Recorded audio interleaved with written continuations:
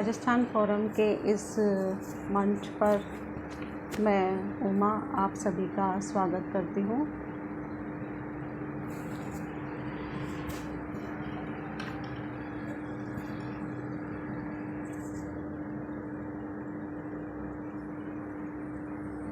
नमस्ते आकाश।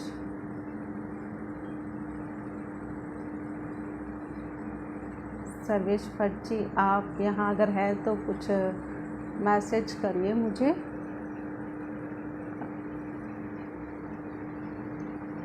नमस्ते महेश जी।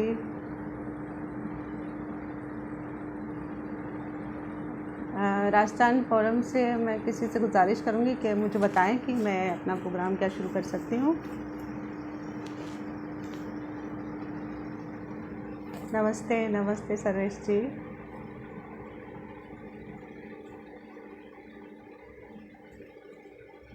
नमस्ते पूनम जी।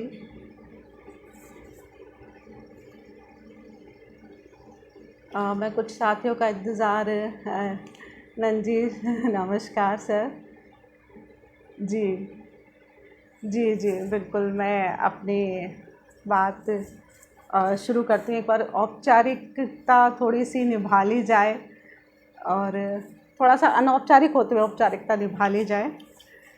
तो सबसे पहले मैं राजस्थान फोरम की इस लॉकडाउन लाइव सीरीज़ चतुरंग पे आप सभी का स्वागत करती हूँ। और नंद जी, सर्वेश भट्ट जी, विश्व मोहन भट्ट जी और तमाम जो साथी राजस्थान फोरम से जुड़े हुए हैं उन सबके प्रति आभार व्यक्त करती हूँ कि उन्होंने मुझे अपनी बात रखने का मौका दिया है। हरिराम मीना जी सर नमस्ते। साथी हमारे जुड़ते जा रहे हैं। आदर्श जी नमस्कार। तो अब मैं ज़्यादा वक्त ना लेते हुए अपनी जो बात है वो शुरू करना चाह रही हूँ। अपनी साहित्यिक यात्रा पे बात करने का मुझे मौका मिला है इस राजस्थान फोरम के लाइव मंच से। तो मुझे लगता है कि मैं पहले अभी फ़िलहाल जो मैं कर रही हूँ मैं उस पर बात करते हुए थोड़ा सा फ्लैशबैक में जाऊँगी और अपनी यात्रा के बारे में बताऊंगी पूनम जी। तो अपनी बात मैं मिर्ज़ा गालिब साहब के एक शेर से शुरू करना चाहती हूँ। माना ए दस्त नवर्दी कोई तदबीर नहीं, एक चक्कर है मेरे पाँव में जंजीर नहीं।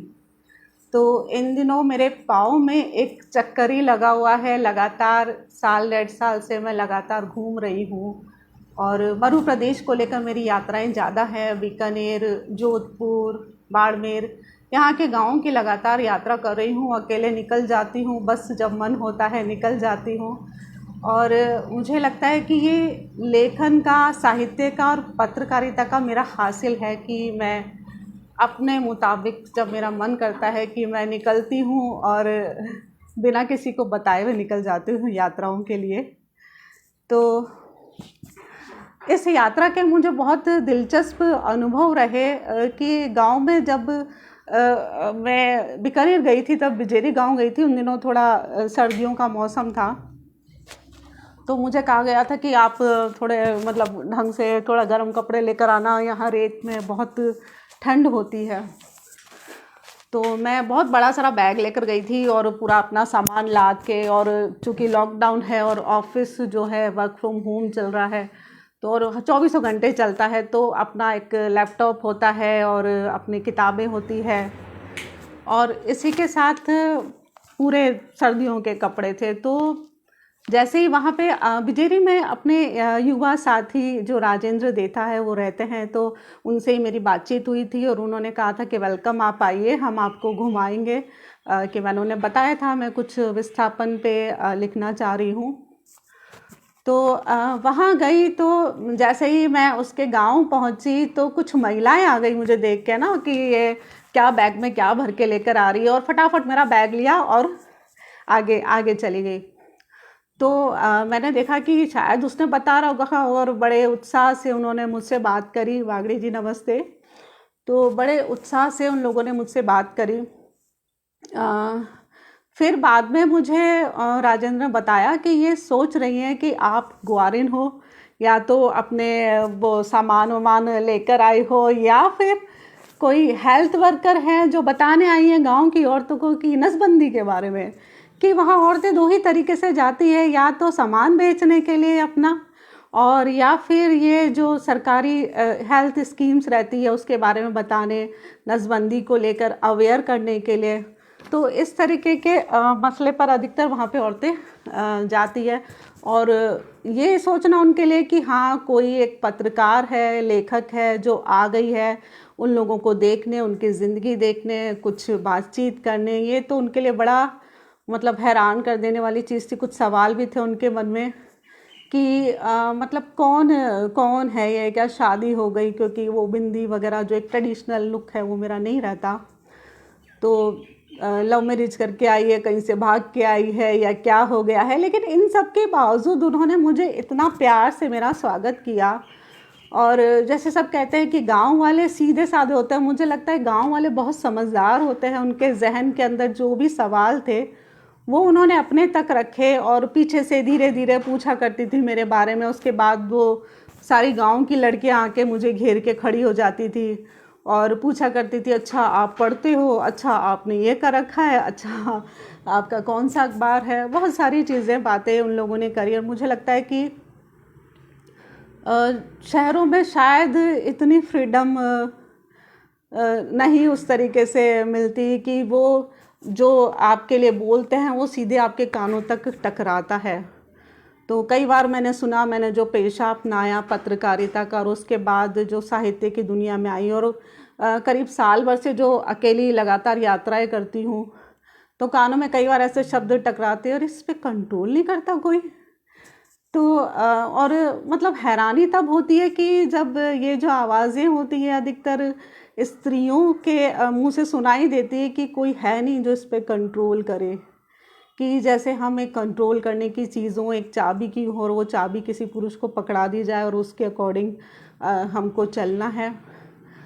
लेकिन मैं इन सब चीज़ों को, मेरे बाबूजी बोला करते थे हमेशा कि दो कान इसलिए होते हैं कि आप एक कान से सुनो और दूसरे से निकाल दो। तो मैंने हमेशा इन चीज़ों को पीछे छोड़ा कि जब आपको कुछ बनना है, आपको आगे बढ़ना है, तो आपको कुछ चीज़ों को पीछे छोड़ना पड़ेगा। तो मैंने इन चीज़ों को पीछे छोड़ा। कई कुछ खामियाजे भी हुए, लेकिन कुछ फ़ायदे भी हुए। और जो हमारा परिवार है वो जब जानेगा कि ये हमारी ज़रूरतें हैं, तो वो शायद उस अकॉर्डिंग धीरे धीरे खुद में भी बदलाव लाएगा और हमको सपोर्ट करेगा। और मैं खुश हूँ कि मुझे एक सपोर्ट मिल रहा है। मैं जो चाहती हूँ मैं कर पाती हूँ, लेकिन बहुत इतनी आसान नहीं होती, यात्राएं बड़ी मुश्किल होती है। लेकिन जैसे कि मैंने इस शेर में पहले ही बोला कि मैं खुश हूँ कि मेरे पैर में चक्कर ज़रूर है, मुझे बहुत रुकावटें आती है, लेकिन मेरे कोई जंजीर नहीं बंधी हुई। मैं अपनी जो यात्रा है अपने मुताबिक अपनी यात्रा कर पा रही हूँ। तो अब इसके साथ मैं ये शुरुआत पे आऊँगी कि आखिर ये यात्राएं मेरी शुरू कैसे हुई। क्योंकि बीकानेर पहुँचने के लिए, बिजेरी पहुँचने के लिए, और वहाँ के गाँव के लिए, जयपुर से पहले बीकानेर, बीकानेर से सारे गांव, तो बीकानेर से मेरा बहुत गहरा कनेक्शन रहा है। मैं अभी एक संस्मरण भी आपको सुनाऊंगी बीकानेर से जुड़ा हुआ। तो बीकानेर, मेरे माता पिता की पैदाइश बीकानेर बीकानेर की थी। तो मेरा जो मूल है, मेरा ओरिजिन है वो बीकानेर है। वहाँ की मुझे लगता है वहाँ की मिट्टी है मुझ में। तो वहाँ जाते ही मुझे बहुत सारी चीज़ें रिकॉल होने लगी कि मैं क्या थी, मैंने किस तरीके से शुरुआत करी। मेरे जो माता पिता हैं वहाँ सुनारों की गवाड़ में रहा करते थे। शादी के बाद वो लोग यहाँ आ गए काम की तलाश में। काम की तलाश में क्या, काम उनका वही था जेवर गढ़ने का। तो वहाँ पे काम का अभाव था, तो वो जयपुर आ गए। तो मैंने जो है, मेरा पहला प्रोफेशन अगर कहें तो मेरा पहला प्रोफेशन वही था कि मैं जेवर गढ़ा करती थी। मैं मेरे पिता की मृत्यु मैं बहुत छोटी थी, 8 साल की थी तब हो गई थी। तो मुझे लगा था कि नहीं, मेरे भाई भी छोटे ही हैं, तो मुझे उनके साथ काम करना चाहिए। तो मैंने करीब 9-10 साल की उम्र में मैंने काम शुरू कर दिया था। तो भाई के साथ मैं बैठती थी, तो मेरे बड़े भाई को शौक़ था पंकज उधास की गज़लें सुनने का। पंकज उधास की गज़लों में या तो शराब आती थी या मोहब्बत आती थी। तो और हमको जैसे माँ ने सिखाया था भाई शराब तो बड़ी सामाजिक बुराई है, तो हमें लगता था ये इस पे तो नहीं लिखा जा सकता है, तो फिर लगा कि ठीक है मोहब्बत पे लिखते हैं। तो मोहब्बत पे मैंने लिखना शुरू किया, और जब इस पे लिखा और एक रोज़ मेरे भाई ने देख लिया तो बहुत डांट पड़ी। मैं छोटी ही थी 10 साल की करीब, तो मेरे भाई ने बोला कि तुझे पता है मोहब्बत क्या होती है? तो मुझे समझ में नहीं आया, सच कह रही हूँ, तो मुझे आज तक भी समझ में नहीं आया कि मतलब मोहब्बत क्या होती है। और ये पिछले लॉकडाउन में मतलब साल भर से बंद हूँ, तब से मैं कई बार सोच रही हूँ। मैं मतलब हो सकता है कि ये सुनने में अजीब लगे आपको, लेकिन मैं लगातार इस बारे में सोचूं कि यार मैंने मोहब्बत करी है कि नहीं करी है, मैं बिना मोहब्बत करे मर जाऊंगी। तो बहुत मुश्किल वक्त में हम बहुत सामान्य सपने देखा करते हैं कि हमारी क्या ख्वाहिश है, हम कहाँ घूमने जाना चाहते हैं, हम किसके साथ वक्त बिताना चाहते हैं। और मुझे लगता है बहुत सारे जो आवरण है वो ओढ़ के हमको बैठा दिया जाता है कि हम ये सामान्य चीज़ें, सामान्य ख्वाहिशों की बातें ना करें। और ये जो साहित्य है, ये जो पत्रकारिता है, इसने वो साहस दिया है कि वो जितने तमाम आवरण इस सोसाइटी ने हमारे ऊपर डाले हैं उनको हटा के हम एक सामान्य चीज़ों की, सामान्य इच्छाओं के बारे में बात करें। और तो लेकिन तब तो मैं नहीं बात कर सकती थी, और तब तो मैंने लिखना बंद कर दिया था। दोबारा मैंने हाँ, जेवर गढ़ने का, क्योंकि उसको गढ़ाई, उसको काम को ही बोलते थे, गढ़ाई बोलते थे कविता जी, कि वो अलग तरीके के जेवर होते हैं, थोड़े से हैवी होते हैं, अधिकतर बाहर जाते हैं, यहाँ के लोग कम पहना करते हैं। जो हम देखते हैं फिल्मों में, ये राजा महाराजाओं की फिल्मों में देखते हैं, तो वो बड़े हैवी से जेवर रहते हैं, तो वो हम लोग करा करते थे। तो इसलिए मुझे जेवरों से ना लगाव नहीं रहा। मुझे लगा ये तो क्या है, इनसे तो मैं खेल ली। अब मुझे किताबें नहीं मिली थी बचपन में ना, तो मुझे किताबों से लगाव रहा। मुझे अभी भी अगर कोई मुझसे जेवर मांगे, कपड़े मांगे तो मैं दे दूँगी, किताब मांगते तो मेरा बड़ा जी दुखता है। मैंने कहा मेरे को दे देना, मैंने बड़ी मुश्किल से हासिल करी है ये। क्योंकि हमारी मम्मी कह देती थी कि भाई तुम अच्छे दिखो, कपड़े ले लो, गहने ले लो, किताब का क्या करना है। तो वो हमारा पूरा जो समाज था, हमारा समुदाय जो था, वो पूरा इसी तरीके का था कि वहाँ पढ़ना लिखना, और फिर यूँ और लगता था कि मतलब कि भाई ये जो चीज़ें हैं, पढ़ाई लिखाई, इसको करके तुम क्या करोगे, कितना कमा लोगे। तो कमाई के लिहाज से भी मैं देखती हूँ तो मुझे लगता है कि मैं बचपन में ज़्यादा कमा लेती थी कि तो बचपन में मुझे लगता था कि हाँ, हम एक आज के अगर तुलना में हम करें, इकोनॉमिक्स की स्टूडेंट भी हूँ, तो वो पूरा एक मनी वैल्यू लगाती हूँ, तो मुझे लगता है कि इतना कमा रही हूँ ना, उतना तब भी कमा लेती थी, बहुत छोटी थी तब भी लेकिन मन है जो नहीं रमता था उन चीज़ों में। और उसके बाद फिर दोबारा मैंने लिखना शुरू किया था। हाँ राजू, राजेंद्र दे था। मैं क्या करूँ, ये छोटा सा एक दोस्त है, लेकिन और इसका शुक्रिया भी नहीं अदा कर सकती, लेकिन इसने मुझे मतलब इतना सलीके से पूरा बीकानेर घुमाया था, बीकानेर के गांव घुमाए थे कि मैं वो एहसान तो कभी चुका ही नहीं सकती हूँ। और मेरा एक उपन्यास की एक रूपरेखा करीब करीब बनी उसके वजह से। तो मुझे फिर दोबारा मैंने लिखना शुरू किया। ये तब के टाइम थे जब मैं करीब 17 साल की थी, और उस वक्त ये बाबरी मस्जिद ढाई गई थी, और हम लोग यहाँ के एक सरकारी स्कूल, गांधीनगर गर्ल्स स्कूल में पढ़ते थे, और हमारे हाथ कुछ कैसेट्स लगे थे, कुछ लड़कियों के पास कैसेट थे वहाँ के। और एक वो क्यूरियोसिटी होती है एक बच्चे में ना, कि टीनेज में, कि वो देखे कि क्या है। लेकिन जब मैंने उसको देखा ना, तो मैं बिल्कुल कांप गई थी, और मुझे लगा था कि ये जो लड़कियां हैं, ये बहुत सहज रूप से उसके बारे में बता रही हैं, दे रही हैं, वो परेशान नहीं है। तो बहुत सारे मिथ यहाँ टूट जाते हैं कि आपका जो टीनेज होता है वो बहुत नाजुक होता है, वो सिर्फ प्रेम की बातें करता है, वो विध्वंस की बातें भी कर सकता है, कि लड़कियां होती है वो नाजुक होती है। तो मुझे लगा नहीं, ऐसा कुछ नहीं होता। जो आपको भरा जाता है, जो फीड किया जाता है, वो बच्चा वैसा ही बन जाता है। हम क्या बनाना चाह रहे हैं अपने बच्चे को, ये हमको तय करना होता है। तो उन्होंने जो अपने घर का जो माहौल देखा उस अकॉर्डिंग खुद को ढाल लिया। तो मैंने कुछ लिखा, लेकिन तब भी मेरा छपने का कुछ ऐसा मन नहीं था। मुझे था कि बस मुझे दिल से निकालना है, मेरा मन जो है भारी हो रहा है उन सारी चीज़ों से। वो खून बहते हुए देखना वो बहुत तकलीफ़ देह था। तो सही मायने में देखा जाए तो साहित्यिक यात्रा अखबार की दुनिया से मेरी शुरू होती है। अखबार मैंने जब डेली न्यूज़ ज्वाइन किया, उससे पहले मैंने कुछ आकाशवाणी पे प्रोग्राम दिए थे और कुछ जगह छपी थी। लेकिन जो मुझे लगता है कि जो एक मुख्य यात्रा मेरी है साहित्य की और पत्रकारिता की, दोनों की यात्रा है, वो डेली न्यूज़ का एक बड़ा योगदान है उसमें। अच्छा माहौल था हमारे। मैंने खुशबू मैगज़ीन में ज्वाइन किया था। वर्षा भंबानी मिर्ज़ा हमारी इंचार्ज थी और वो बहुत मुझसे बेहतरीन काम करवाया उन्होंने।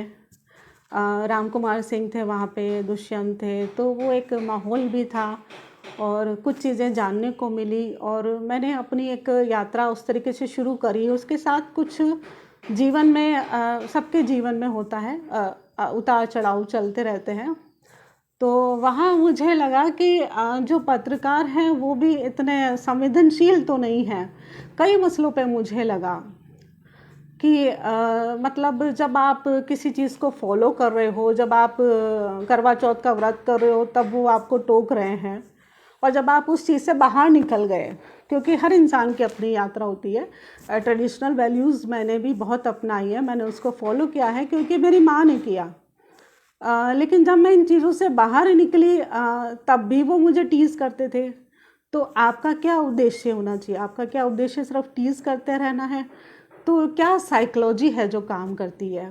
तो जब कुछ चीज़ों की साइकोलॉजी पर हम आते हैं तो फिर वहाँ से मुझे लगा कि नहीं, ये स्पेस अखबार में मुझे इन बातों को रखने का कोई स्पेस नहीं मिलने वाला है। तो मैंने फिर कहानी लिखना शुरू करी और पहली कहानी मेरी चांद रोटी और चादर की सिलवटें। चांद रोटी और चादर की सिलवटें वो 2011 में परिकथा से आई, परिकथा में छपी थी। इस कहानी को जो है बहुत अच्छा रेस्पॉन्स मिला था इस कहानी को। और वहाँ पे भी यही हुआ था कि मतलब मुझे लगा था कि कहानी से ज़्यादा मेरे मतलब फ़ोटो के लिए फ़ोन आए थे। तो बड़ा ये दिल दुखाने वाला था कि आपको लोग आपके चेहरे से ज़्यादा पहचानना चाहते हैं, आपको लोग आपके चेहरे से ज़्यादा पहचानना चाहते हैं, आपके शब्द बाद में आते हैं। तो ये कई बार आपका दिल दुखता है और आप बैक हो जाते हो। तो मुझे लगता है कि मैं कई बार रह के इसलिए बैक होती रही कि हमको हमारे लेखन पे प्रतिक्रिया चाहिए कि हम किस तरीके का लिख रहे हैं, क्या लिख रहे हैं। और कुछ चीज़ें होती हैं कि आपको बोलनी नहीं चाहिए, पर मुझे लगता है कभी तो वो चीज़ें सामने आनी चाहिए कि हमने किस तरीके की चीज़ों को झेला।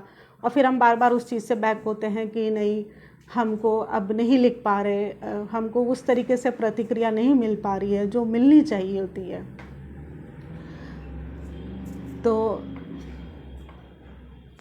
तो हम फिर पहली कहानी की बात करूँगी, लेकिन उसमें मैंने बहुत सारी चीज़ों को, जो मैंने कम से कम डेली न्यूज़ के ऑफिस में कुछ चीज़ों को जो महसूस किया था, जो तकलीफ़ महसूस करी थी, उस कहानी में कुछ चीज़ें पिरोई थी। और सब बोलते हैं कि पहली जो कहानी होती है वो आपके अपने जीवन से आती है। तो मेरे साथ भी करीब करीब कुछ ऐसा ही था, और कहानी वो भी मोहब्बत की तलाश की थी। और लेकिन उसमें साथ में कुछ संघर्ष भी हैं, वो चलते हैं। उसके बाद जो है कुछ एक दो कहानी आती रही और फिर पहला नावल आया मेरा। और पहले नावल ने मुझे इस्टेब्लिश किया, मुझे बहुत खुशी दी, जन्नत जाविदा। और ये 2014 में प्रकाशित हुआ था। 2013 के भारतीय ज्ञानपीठ नवलेखन प्रतियोगिता के तहत अनुशंसित हुआ था। और मुझे सच में बिल्कुल उम्मीद नहीं थी, क्योंकि मेरा ऐसा कोई दायरा नहीं बन पाया था। मैं थोड़ी सी क्योंकि रिज़र्व थी, तो मैं थोड़ा सा साहित्यकारों से बात करने से भी घबराती थी उस वक्त। तो मुझे सिर्फ मेरे काम से काम रहता था कि हाँ, मेरे को अखबार की जो स्टोरी करनी है, मुझे उनसे जुड़े जिन लोगों से बात करनी है, उसके अलावा एक जो दायरा था वो नहीं था। तो मैंने पढ़ा था बिल्कुल, मैंने पढ़ा था थोड़ा सा ज्ञानोदय में शुरू करती थी। ज्ञानोदय में इस प्रतियोगिता की मुझे जानकारी मिली थी, तो मैंने भेज दिया था। और उस वक्त बहुत बीमार भी थी मैं, और बीमार थी मैं, थोड़ी सी लड़ोकली भी हूँ। बीकानेर के लोग थोड़े से होते हैं, ऐसा मैं सुनती हूँ कि सुनारने ऐसी होती है। तो मैं थी कि अगर मुझे जो बात गलत लगती थी, मैं एक लेवल का, एक मेरा लेवल है उस तक मैं बर्दाश्त करती हूँ। वो लेवल जैसे ही क्रॉस होता है तो फिर मेरे को किसी की परमिशन भी नहीं चाहिए होती है। मैंने बिना बताए छुट्टियाँ रख ली थी कि मैं नहीं आऊँगी, आप मेरे साथ जो है आप गलत कर रहे हैं और मैं नहीं आऊँगी ऑफिस। तो लेकिन मैं ये अफोर्ड नहीं कर सकती थी कि मैं घर पे बैठी रहूँ, मैं आराम से बैठी रहूँ। मेरे को अंदर एक बेचैनी थी कि मुझे जो लिखना है वो मुझे लिखना है, अब उसका क्या नतीजा निकलेगा मुझे नहीं पता।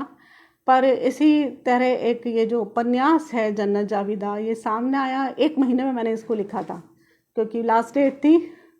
तो और वो बिल्कुल शायद मेरे अंदर हो सकता है पक रहा हो, बहुत टाइम से पक रहा था, तो मैंने उसको बहुत जल्दी से उसको लिख लिया था। और इसने मुझे इस्टेब्लिश किया, इसने मुझे एक भरोसा दिलाया अपने लिखे पर कि हाँ, आप बिना किसी पहचान के, बिना किसी कोई दायरा बनाए हुए आप छप सकते हो, लोग आपको सराह सकते हैं। और जयपुर के अभी जितने भी साथी यहाँ जुड़े हुए ना, वो मुझे लगता है कि सारे के सारे वो लोग हैं जो मुझे जन्नत जाविदा की वजह से जानते हैं। नंद जी सर हैं, तलवार जी सर हैं, और बहुत से लोग हैं यहाँ पे जो मुझे उस की वजह से जानते हैं कि हाँ, ये कौन है जिसने ये उपन्यास लिखा, क्योंकि तब तक मेरी ज़्यादा कहानियाँ छपी नहीं थी। तो मैं उस उपन्यास का एक छोटा सा अंश मैं आपको सुनाती हूँ। मैं अपनी बातें करे जा रही हूँ, और अगर मैं भटक जाऊँ या मैं आपको बोर करूँ तो आप मुझे बता देना। तो 1 मिनट मुझे दीजिए।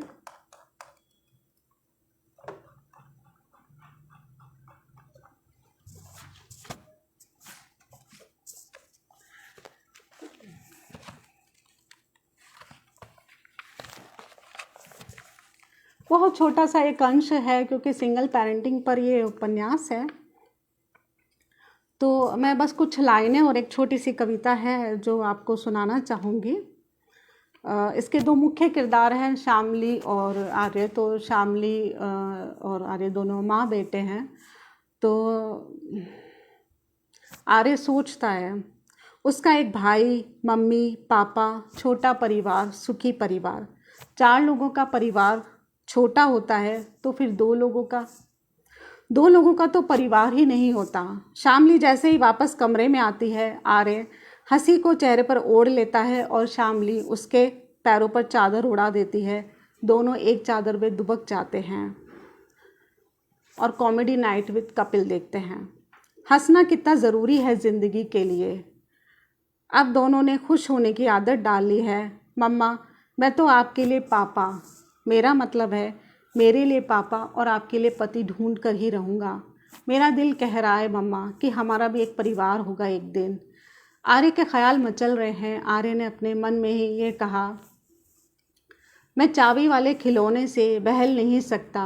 हगीज़ और विस्पर के भेद को समझता हूँ। समझ में उम्र का मोहताज नहीं हूँ। सारी नॉलेज एक बटन से खुलती है मेरे सामने। जानता हूँ 4th क्लास में भी आंखें 4 होती है। क्लास में टॉप आने के पीछे क्या उम्मीदें होती है। मुझसे ये सब कहाँ छुपी है कि मैं जानता हूँ हम खुद एक खिलौने हैं जो प्यार की चाबी भरने से चलते हैं। मैं चाहता हूँ तुम भी एक जगह बैठी ना रहो क्योंकि मैं आगे निकल जाऊँगा एक दिन। ये जो कविता है ये एक तरीके से बचपन को रिप्रेजेंट करती है कि एक बच्चा जो है सोसाइटी में किस तरीके से मैच्योर होता है। और मैंने जैसे कि बताया था, ये आषाढ़ का महीना है, बहुत पसीना आ रहा है मुझे। अगर मैं पंखा चलाती हूँ तो आप लोगों को मेरी आवाज़ ठीक से सुनाई नहीं देगी, तो मैं बीच बीच में थोड़ा सा आपको डिस्टर्ब भी कर रही हूँ इस तरीके से। तो ये जो उपन्यास है, मतलब मुझे लगता है कि बहुत पहले से शायद मेरे मन में कहीं बैठा होगा। और जब मैं बहुत छोटी थी, मैं 8 साल की थी, मैंने अपने पिता को खो दिया था और मैंने उनका जाना हमेशा माँ के चेहरे पर देखा। मैंने देखा कि वो हमेशा ही बहुत मतलब उदास रहती है, उन्होंने रंगों से खुद को दूर कर लिया है। हालांकि ये लड़ाई तो हम भाई बहनों ने तब भी लड़ी थी कि वो सफ़ेद रंग की साड़ी नहीं पहनेगी, और उन्होंने कभी नहीं पहनी। लेकिन वो जो चेहरे पे जो रंग छाए रहते थे उनके, वो सारे रंग चले गए थे, और हम बराबर बहुत सारे त्योहारों से, बहुत सारी चीज़ों से दूर होते गए थे। तो मुझे लगता था कि एक माँ का खुश रहना, मुस्कुराना एक बच्चे के लिए कितना ज़रूरी है, एक पिता का होना भी एक बच्चे के लिए बहुत ज़रूरी है। तो ये हमारी जो सोसाइटी है वो बहुत प्रभावित करती है एक बच्चे को, उसकी ज़िंदगी को। तो मुझे लगता है कि मैंने मतलब इसमें बहुत सारे अलग अलग तरीके से, कि इसमें मतलब जो मुख्य रूप से लोगों को लगा कि ये कि सिंगल पेरेंटिंग है, लेकिन इसमें मैंने 2 किरदार और लिए थे ऐसे पुरुष, जिनका जो बचपन है वो इसी तरीके से बीता था कि उनके पिता की मृत्यु हो गई थी, और उसके बाद जो एक नेचर में बदलाव आता है बच्चे के, तो उसको मैंने बताने की कोशिश करी है 3 अलग अलग किरदारों के ज़रिए। उसके बाद मैंने मैं एक और बीकानेर पे वापस लौटूंगी। मुझे लगता है कि थोड़ा गंभीर होने की जगह मैं थोड़ा सा अब हंसा देती हूँ, क्योंकि वो बड़ा ही दिलचस्प होता था वहाँ का। उस वक्त मुझे दिलचस्प नहीं लगता था, उस वक्त मुझे बहुत कोफ्त होती थी कि क्या लोग हैं ये, आप वहाँ पे उतरते हैं, वहाँ जाते हैं। हाँ, सच में बिना पंखे के बैठना, और एसी है नहीं मेरे पास। तो थोड़ा सा मतलब आपको लगे कहीं आवाज़ में डिस्टर्बेंस, तो आप मुझे प्लीज़ बता दीजिएगा। तो बीकानेर की बात मैं एक अंश छोटा सा सुनाऊंगी। मेरा ये संस्मरण बहुवचन में छपा था। उसका शीर्षक था खूब मीठा खूब खारा बीकानेर हमारा। तो जब हम वहाँ जाते थे, मैंने उसी को लेकर करा था, बीच का ही एक छोटा अंश ताकि आप समझ सकें। जंक्शन पर उतरते ही नज़रें जहाँ भी दौड़ाओ तांगे ही तांगे दिखाई देते थे। ट्रेन के बाद तांगा हमारे लिए दूसरा बड़ा आकर्षण था, बड़े गांव जाने के लिए। हम तांगे पर सवार होते तो लगता कि सड़कों में ओपी नैयर की आत्मा घुस गई है, या शायद ओपी नैयर यहाँ की रूह को छूकर गुजरे हों। घोड़ों की टापों का मधुर संगीत हम बच्चों को और भी मधुर लगता, संगीत के रस में डूबा रस भरा बीकानेर। पर आपको बता दूं कि बीकानेर के सिर्फ रसगुल्ले ही मशहूर नहीं हैं, यहाँ की भुजिया भी बहुत मशहूर है। कहते हैं कि यहाँ की भुजिया इतनी कुरकुरी इसलिए होती है कि उसमें मुल्तानी मिट्टी मिलाई जाती है, लेकिन यह भी कहा जाता है लेकिन बात यह है कि ये मोठ की दाल से बनती है वहाँ के भुजिया और पापड़, इसलिए वहाँ का स्वाद अलग होता है। ज़रा सी मुल्तानी मिट्टी का भी असर होता है, हर मिट्टी की अपनी ही तासीर होती है। तो मुझे लगता है कि मेरी भी जो है वो मिट्टी की तासीर है। मैं भी ऐसी हूँ, मैं जिसके लिए अच्छी हूँ बहुत अच्छी हूँ, जिसके लिए ख़राब हूँ ना बहुत ही ख़राब हूँ। तो इसी का एक आगे का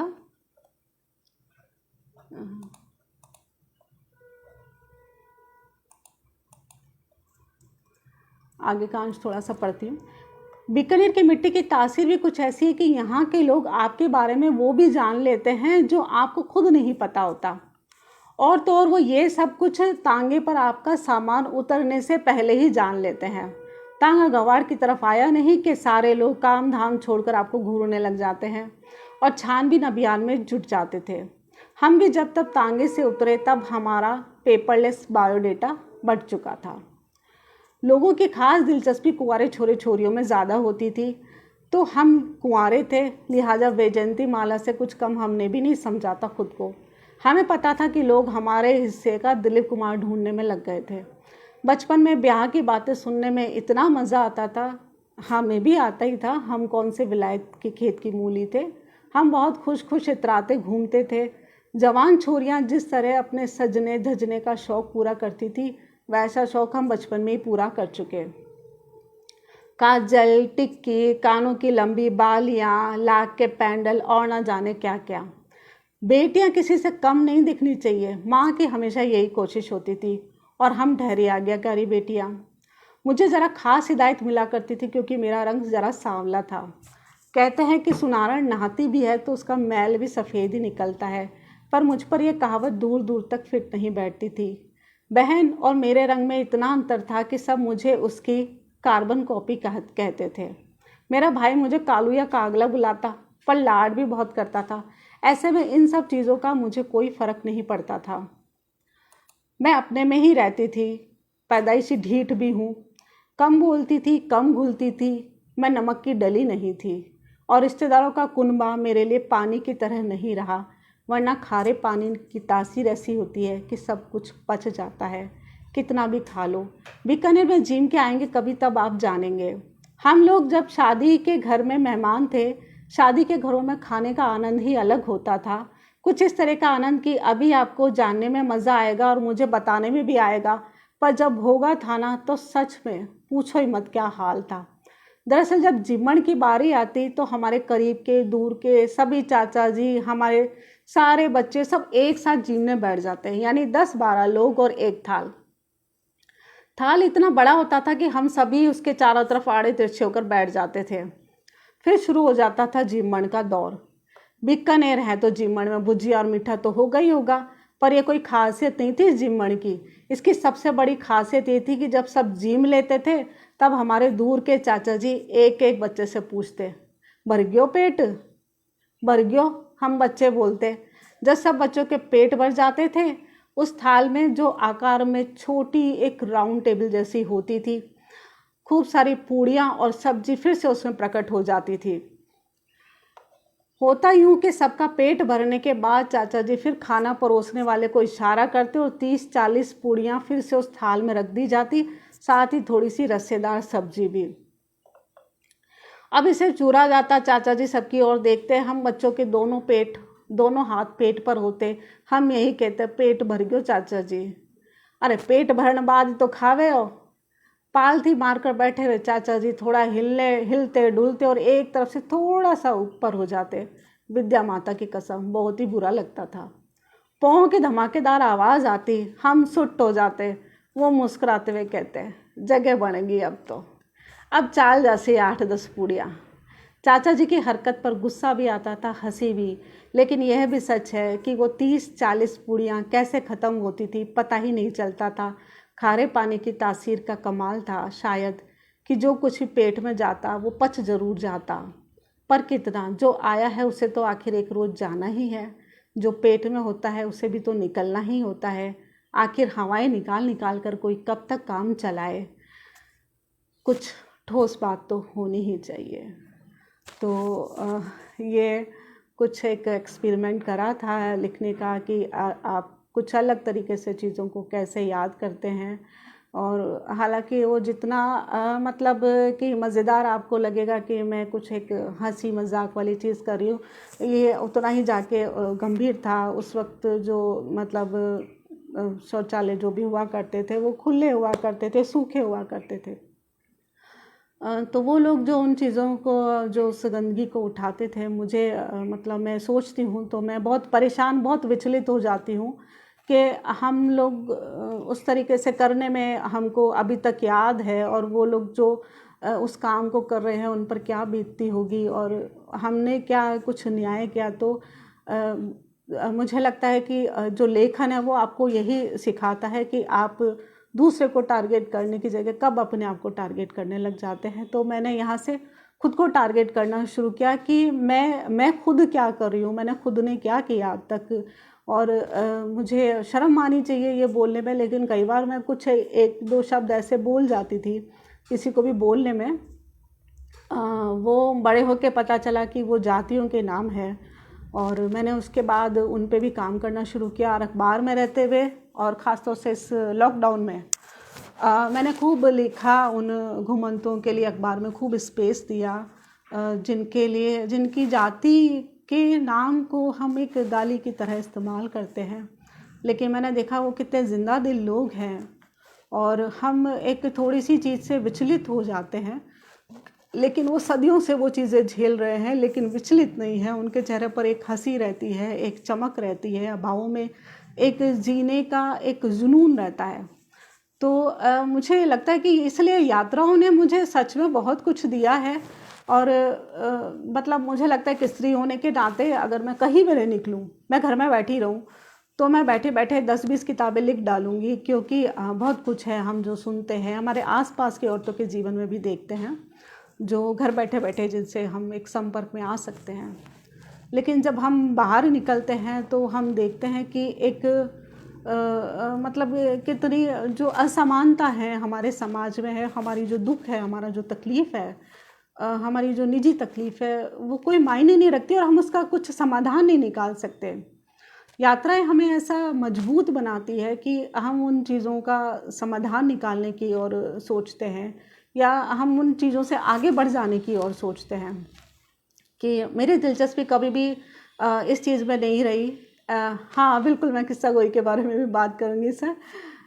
तो मैं वहीं आ रही थी दरअसल, और मुझे समय हो जाए तो मुझे बता दीजिएगा, क्योंकि ये ज़्यादा अगर वक्त होने लगे तो मुझे नंद जी सर, सर्वेश जी सर, मुझे प्लीज़ एक इशारा कर दीजिएगा कि मुझे कब अपनी बात ख़त्म करनी है। तो मैं यात्राओं की बात करी थी, तो यात्राओं ने एक सोच के दायरे को बढ़ाया है। और उससे अब मैं किस्सा गोई के बारे में ही ज़िक्र करूँगी। किस्सा गोई जो किताब है कलमकार मंच से आई है, और मुझे ये लगा कि ये घर का प्रकाशन हाउस है। तो मतलब मेरे लिए और भी ज़्यादा चैलेंजिंग था कि कोई ये ना बोले कि कि मतलब कि ये तो भाई घर का प्रकाशन हाउस है इसलिए ये छप गई है।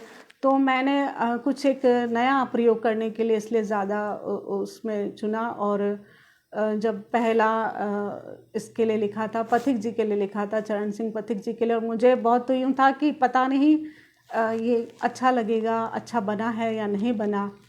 तो इसके पहले पाठक के रूप में मैंने निशांत और तलवार सर, इन दोनों को बैठा के सुनाया था। मैंने कहा पहले सुनो, और मैंने बोल बोल के सुनाया था कि मज़ा आ रहा है या नहीं आ रहा है, या मैं गड़बड़ हूँ तो मैं कहाँ गड़बड़ हूँ। तो दोनों ही लोगों से मुझे जब इस पर एक स्वीकृति मिली और कुछ सुझाव भी मिले तलवार सर के, और निशांत ने कहा हाँ खारे पानी से आई हूँ मैं, तो कड़वी है, मैं खा रही हूँ तस्नीम। तो फिर जब दोनों तरफ से मुझे स्वीकृति मिली तो फिर मैंने इस पे अपना काम शुरू किया। और इसमें मैंने राजस्थान के 6 लोगों को लिए थे। मेरी ये कोशिश थी कि मैं आगे इसकी मतलब कुछ सीरीज़ और तैयार करूं, कि मुझे लगता था कि राजस्थान के लोगों के बारे में मतलब एक इस किताब एक इस तरीके से होनी चाहिए जिसमें सिर्फ उन्हीं लोगों के बारे में बात हो, और एक अलग परिवेश है तो साथ में परिवेश के बारे में भी बात हो। हालांकि इस वाली किताब में मैंने सिर्फ उनके जो बचपन से जो लेखक बनने की प्रक्रिया है उसको लिया, और किस तरीके के लेखक है, किस तरीके से वो अपनी क्रिएटिविटी करते हैं। तो ऋतुराज जी सर पे जो मैंने लिखा उसका मैं एक थोड़ा सा बताऊंगी, क्योंकि उन पे ही तलाश करना बड़ा मुश्किल रहा था मेरे लिए। और इसमें मुझे तलवार सर ने मदद करी थी कि जब मैं कई बार उनके पास गई थी बात करने के लिए, लेकिन वो बताने के लिए तैयार ही नहीं थे, कि बोले मैं कौन सा बड़ा लेखक हूँ।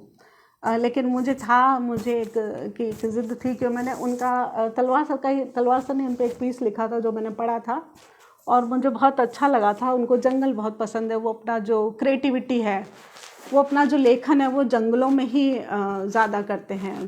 तो और पहले जब वो अलवर के उधर पास रहते थे रामगढ़ में, तो कॉलेज में पढ़ाते थे, तो वो रोज़ाना जंगल जाया करते थे। तो आप थोड़ा सा कनेक्ट हो जाएं, इसलिए मैंने थोड़ा सा बेस बताया है उनके बारे में। तो उनको जंगल से, जानवरों से, पंछियों से बहुत ही प्रेम है। तो मैंने इस चैप्टर का नाम रखा था कविराज का जीवन राग। कविराज को उड़ान भरते पंछियों को देखने की आदत थी। उन्हें कीड़े मकोड़े, बिच्छुओं आदि को टहनियों पर चलते हुए, फिसलते हुए देखने की आदत थी। एक रोज़ उन्होंने बहुत सारे बिच्छुओं को प्याले में देखा। वह जगह उनकी जन्मस्थली भरतपुर जनपद नहीं थी, अलवर भी नहीं जहाँ उन्होंने स्कूल और कॉलेज की पढ़ाई की, जयपुर भी नहीं जहाँ से अंग्रेज़ी में एमए किया था, और बूंदी का जंगल भी नहीं। जो उन्हें आज भी सबसे ज़्यादा प्रिय है। वह दरअसल चीन का एक शहर था। 40 साल कॉलेज में अंग्रेजी पढ़ाने के बाद उन्होंने चाइना रेडियो के लिए बतौर भाषा विशेषज्ञ अपनी सेवा देना इसलिए चुना होगा कि वे शायद देखना चाहते थे चीनी लोगों के दिलों में माओ अब भी जिंदा है या नहीं। माओ उन्हें मिले नहीं, उन पर आधारित फिल्म ज़रूर देखने को मिली। माओ त्से तुंग ने चियांग काई शेक की फौज को हराकर 1949 में चीन की मुख्य भूमि में साम्यवादी शासन की स्थापना की थी। माओ जब तक रहे चीन पर राज उन्हीं का चला, उनके होते विरोध का स्वर सामने नहीं आ सका। विरोध करने वाले को मृत्युदंड मिलता। एक अध्ययन बताता है कि आज भी दुनिया में सबसे ज़्यादा मृत्युदंड की सज़ा चीन में ही दी जाती है, और इन आंकड़ों को निजता के नाम पर चाइना सरकार जाहिर भी नहीं करती। इसके एवज में चाइना ने अपने लोगों को तरक्की खूब दी है। रोजगार लोगों के पास खुद चलकर आता है और भोजन तो एकदम शुद्ध मिलता है। एकदम शुद्ध के मायने यह है कि वहाँ मछली, बिच्छू सब जिंदा ही मिलेंगे। मरे हुए जानवर बासी माने जाते हैं। बाज़ारों में छटपटाती हुई मछलियाँ मिलेंगी, तो वहीं बिच्छू भी जब तक प्याले में बेचैन रहते हैं जब तक कि उन्हें कढ़ाई में मोक्ष नहीं मिल जाता। चाइना के रेस्तरां में प्याले में मचलते हुए बिच्छुओं को एतबार दिलाते हैं कि यहाँ उनके लिए ताज़ा भोजन है। कविराज ऐसे कुलबुलाते भोजन को देखकर डर गए। जंगल में रहने वाला प्राणी एक कटोरी भर बिच्छुओं से डर गया और भागने भी लगा। कितनी हैरानी की बात है। एक और गजब बात यह है कि ऐसे ही एक रोज़ भागते भागते उनके जूतों में एक छेद हो गया था। यूं उनके जूते पहले से ही पुराने थे, भारत से खरीदे गए उन जूतों को उन्होंने बूंदी के मोची से दुरुस्त करवा लिया था, यानी एक अदद सॉल लगवा लिया था चीन आने से पहले। कविराज अपनी चीन डायरी में लिखते हैं, इस तरह वह भारत की मिट्टी को चीन ले गए। अब जबकि उसमें छेद हो गया तो भारत की मिट्टी चीन की सड़कों पर बिछती गई और तलवे के उस छेद से चीन की हवा भीतर दाखिल होकर गुदगुदी मचाने लगी। कविराज को ऐसे में भारत की बेसाख्ता याद आ गई। तो ये एक छोटा सा अंश है जो मैंने सुनाया, क्योंकि चीन अभी भी बहुत चर्चा में है और मुझे लगता है कि जो लॉकडाउन हम जो झेल रहे हैं वो वहीं से चला आया है। अब जो भी अध्ययन जो भी बताते हैं, फ़िलहाल तो हमारे सामने ये है कि वहीं से लॉकडाउन चलाया, और इसी से है कि हम स्त्रियों के जीवन में जो है ना वो पता नहीं सदियों से एक लॉकडाउन चलता आ रहा है कि आप बिना परमिशन के नहीं आ सकते। कहीं किसी से बात करेंगे तो आपको बताना होगा, आपको वजह देनी होगी। तो इन सब चीज़ों को मैंने पीछे छोड़ने की कोशिश करी है, क्योंकि मैं सदियों का बोझ भी अपने पर लेकर नहीं चलती। मुझे लगता है यही एक जीवन है, और अगर हम सोचें कि सदियों से हमारे साथ अन्याय हुआ तो होता रहेगा, तो शुक्रिया नंजी सर, बागड़ी जी, तो होता रहेगा। तो मैं इस चीज़ को नहीं मानती। हमारे पास हमारा आज है, उसको हम किस तरीके से एक सही शेप दे सकते हैं, एक सही तरीके का आकार दे सकते हैं, वो हमें तय करना होगा, खुद ही तय करना होगा। और जो लॉकडाउन जो अगर हमारा एक समाज या परिवार हम पे लगाता है तो उसको हमको ही ब्रेक करना होगा। हाँ नंजी, मैं बिल्कुल, मैंने शुरुआत में ही बताया कि मैं इन दिनों मतलब बीकानेर, बाड़मेर, जोधपुर, ये जो भी बॉर्डर एरिया है उस पर एक रिसर्च कर रही हूँ।